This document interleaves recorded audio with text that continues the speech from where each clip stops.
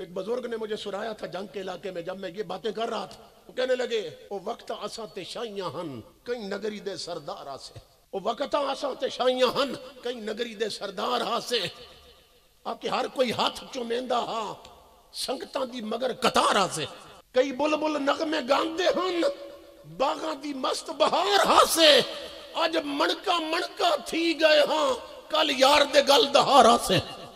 कल जिनकी जियारत के लिए आसमां से फरिश्ते उतरते थे, जिनकी पाकीज़गी की फरिश्ते कसमें खाते थे, आज उनकी नस्लें आधे नंगे जिस्म लेकर बाजारों में उतर आई हैं। हुजूर के दिल पे क्या बीत रही होगी। इमामुल अंबिया के गुलामों, मेरे आका ने, सहाबी कहते हैं, एक गज़वे में, जंग में, जब काफिरों की औरतें भी कैदी बन गईं, काफिर सारे मार दिए गए और कुछ भाग गए, उनमें हातम ताई की बेटी भी आई थी। वो जब औरतें कैदी बना के हुजूर के सामने लाए ना, तो हातम ताई की बेटी के सर की चादर कहीं गिर गई थी धक्कम पेल में, उस शोर हंगामे में ना चादर कहीं गिर गई थी। सहाबा कहते हैं कि जब उस पर हुजूर की नजर पड़ी, अल्लाह का हबीब दौड़ पड़ा उसकी तरफ। इमामुल अंबिया ने अपनी काली कमली, जिसकी अजमत की फरिश्ते कसमें खाते थे, वो अपने कांधे से उतारी, काफिर की बेटी के सर पे डाल दी। फरमाया मेरी बेटी अपना सर और जिस्म ढांप लो। उस बच्ची की चीख निकली। हातम ताई की बेटी कहने लगी मोहम्मद अरबी ये बात मेरी समझ में नहीं आ रही, इतनी मोहब्बत से आज तक मेरे सर पे चादर मेरे सगे बाप ने नहीं रखी, आप दुश्मन हो के मेरा सर ढांप रहे हैं। इमामुल अंबिया मुस्कुराए, फरमाया बेटी तू अभी मोहम्मद अरबी की शरीयत को नहीं जानती, सुन मेरी तालीम ये है कि बेटी काफिर की हो फिर भी बेटी होती है। मेरी माँ बहनों बेटियों, जिस रसूल ने काफिर की बेटी का नंगा सर देखा था, दिल इतना तड़पा था कि अपनी कमली उसके सर पे डाल दी थी। आज उस नबी का कलमा पढ़ने वालियों ने अपने सर तो क्या आधे जिस्म नंगे कर लिए और बाजारों में उतर आई। रसूल के दिल पे क्या बीत रही होगी। दिल के फपोले जल उठे सीने के दाग से, इस घर को आग लग गई घर के चिराग से। तो किस रास्ते पे जा रहे हैं हम। इमामुल अंबिया ने फरमाया मेरी उम्मत पे वक्त आएगा, होंगी मेरी उम्मत की औरतें मगर कपड़े पहन कर भी नंगी फिर रही होंगी।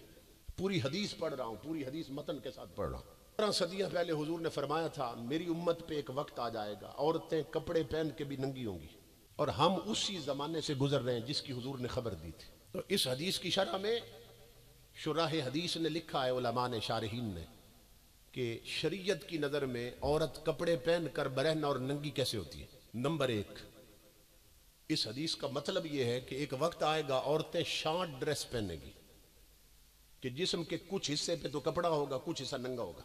पहले औरतें पूरे बाजू पहनती थी और लंबे बाजू होते थे, हाथ भी उसमें छुपे हुए होते थे। फिर जब टीवी की टीवी हो गई और माहौल बिगड़ा घर में, तो फिर नकल करते करते फिर बाजू खत्म होते गए। अब कांधों तक कई औरतें नंगी होती हैं शादियों पर, ढीले डाले कपड़े होते थे। फिर ये चाक ऊंचे होने लग गए। फिल्मों को देखा, ड्रामों को देखा, तवाइफों को देखा, शरीफ जादियों ने भी वही डिजाइन अपनाया और चाक ऊंचे किए कि पेट नजर आने लगे। ये माहौल फिल्मों से आया। ये बुलवान में सरगोदा के करीब मैं खिताब के लिए गया तो एक दर्जी मुझे मिला जो तौबा कर चुका था, फते इस्लामी में आ चुका था, दाढ़ी रख ली उसने, पगड़ी बांध ली।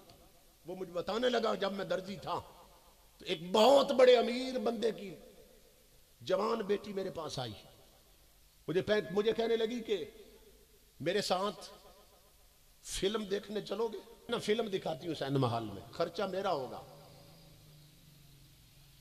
मैं हैरान हुआ, मैंने कहा कि तू मुझे क्यों फिल्म दिखाना चाहती है, कोई तारुफ नहीं, इससे पहले कोई मुलाकात नहीं हुई, क्यों दिखाना।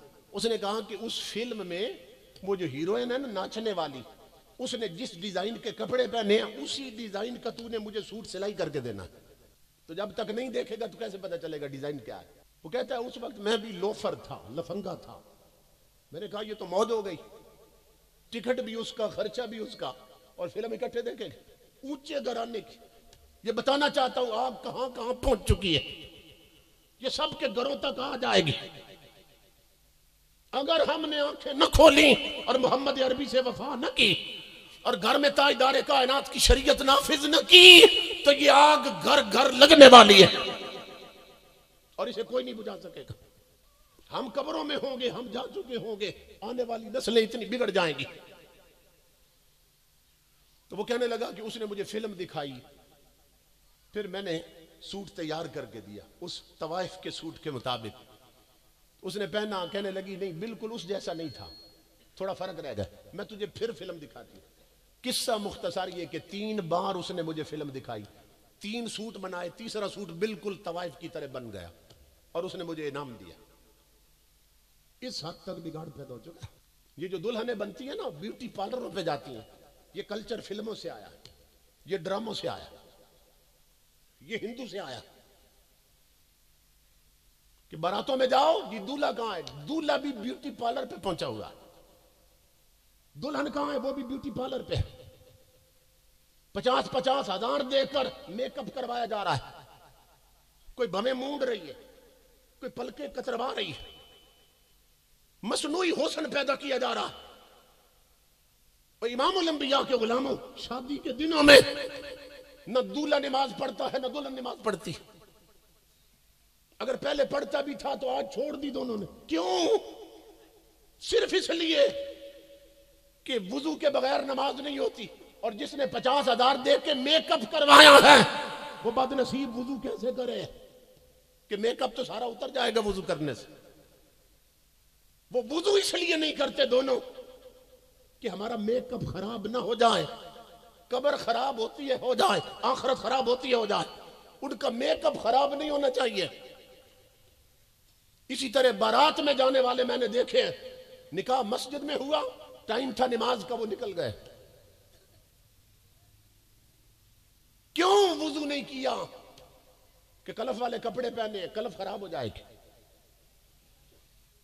कंघी करके आए, ड्राई करके आए हुए, टोपी पहनेंगे तो सारी कंघी खराब हो जाएगी। इन बदबख्तों की आंखें अंधी हो चुकी हैं, कब्र गंदी हो रही, तो तूने नमाज छोड़ दी, मस्जिद में आके निकल गया, तू कपड़ों की सलवटें देखता है, तुझे नहीं मालूम तेरी रूह में कितनी सलवटें पड़ गई हैं। देखो तो सलवटों से अटी है तमाम रूह, सोचो तो सलवटों से अटी है तमाम रूह, और देखो तो एक शिकन भी नहीं है लिबास में। शादीशुदा जोड़े की आज तो नमाजें कज़ाई नहीं होनी चाहिए थी, आज तो उन्हें शुक्राने के नफल 4 ज्यादा पढ़ने चाहिए थे कि अल्लाह रब्बुल इज्जत ने यह मौका अता किया। मगर जो फर्ज थे वो भी छोड़ दिए। क्यों? मेकअप खराब ना हो जाए, क्योंकि वुजू के बगैर तो नमाज नहीं होती। तो मैं ये कहा करता हूं, माए बहने बेटियां भी आई हैं, जवान भी बैठे हैं, कई हैं जिनकी अभी शादियां होनी है, मैं कहता हूं वो मेकअप करवाया क्यों था जिसको पानी उतार देता है? उस मेकअप पर क्यों इतना पैसा खर्च किया कि पानी के छंद चीटे जिसे उतार देते हैं? आओ आका के मिलाद की मजलिस में आने वालों, वो मेकअप छोड़ो जो फिल्मों से आया, मैं तुम्हें वो मेकअप देता हूं जो मुस्तफा के मदीने से आया।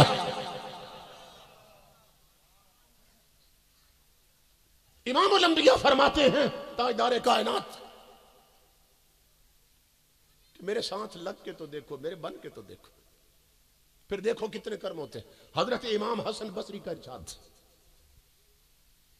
ये बहुत बड़े मुहद्दिस हैं। इमाम हसन बसरी फरमाते हैं, जो मर्द हो या औरत, वो अपने नबी पर वुजू करके ये दुरूद पढ़ता रहे। ये मैं मेकअप दे के जा रहा हूं, वो जो फिल्मों वाला है ना, जो ब्यूटी पार्लरों से होता है, उसको तो पानी उतार देता। अब जो मैं देने लगा हूं इसे सुनना।